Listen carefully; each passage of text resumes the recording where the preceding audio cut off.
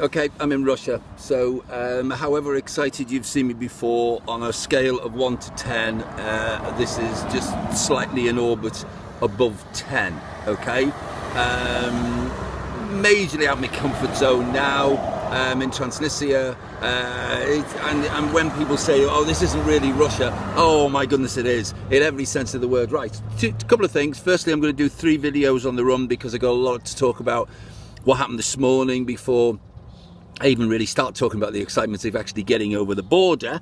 But I'm doing 3 videos on it purely and simply because the internet connections in all of these countries are so painfully slow that it's taken me ages and ages and ages to upload these videos and download these videos. And just to emphasize the point, because I love to repeat myself, I am ecstatically happy that I'm in Russia on a motorbike on my own.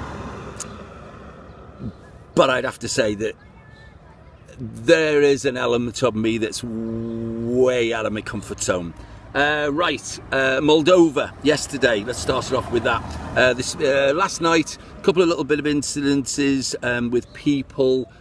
Makes you just very wary. This last 3 or 4 days, each day, I've known I was getting into more difficult situations, more difficult countries. So every day I feel as if whoever I've been speaking to on that day has said, oh, it's going to be worse tomorrow, it's going to be worse, because I was telling them obviously where I was going.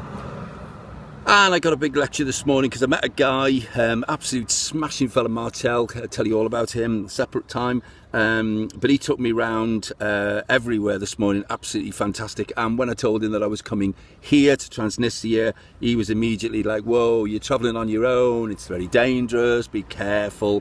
But he gave me some great tips as well, apart from just being careful, which is a good tip in itself. Right. So he took me around Moldova, and I saw it properly. I went to his apartment, which was fascinating to see how he lives, and he just showed me everything, really, the good, the bad and the ugly. There is a lot of, well, you shouldn't really call it ugly, but there's a lot of bad sides to Chisinau, but it was very, very, very, very interesting, and I couldn't have seen any of that without him. So he's just been ace for me, to say the very least. And that was this morning. I don't even know what time it is now, but it's something like, I don't know, I haven't got a clue actually. My watch broke, and as a result of that I seem to be like on a different time scale to everybody else. It's the middle of the afternoon and I've just arrived, so on the next video I'm going to talk to you about the border crossing.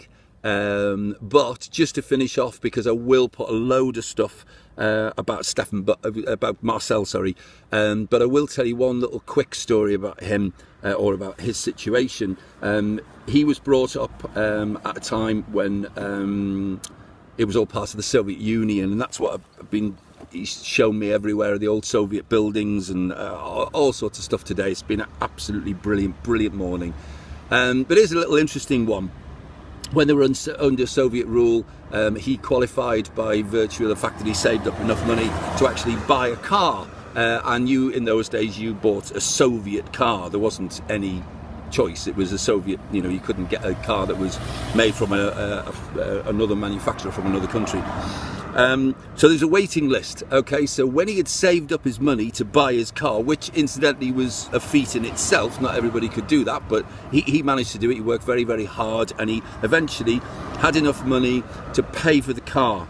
You then go on a waiting list, okay? Now the waiting list is 15. That's the magical number. Now whenever you're given a question, you can always obliterate, at least you get a multiple question, you can always obliterate one stupid answer. So we're going to say now that he had to wait either 15 minutes, 15 days, 15 weeks, 15 months or 15 years. Okay, so you're all now having a bit of a guess as to how long he had to wait. Well, let's get rid of the 15 seconds because that's completely stupid, isn't it? And we've got to get rid of the 15 minutes as well, because if you know anything about Sovietism, you will know that everything was pretty damn slow. You'd wait 15 minutes for a loaf of bread. So then you're left with 15 hours, 15 weeks, 15 months or 15 years. Seriously, he had to wait 15 years. It's mind-blowing, isn't it? Now, that's to get on the list. You had to save your money, which took years. Then you got on the list. That meant that you paid for the car. So then the car's on order, and it's on order, and 15 years later, you're going to get it. I mean, the stuff that he's told me this morning, just absolutely mind-blowing. Fascinating day. Right, end of this video. Next one is going to be the excitement of the border.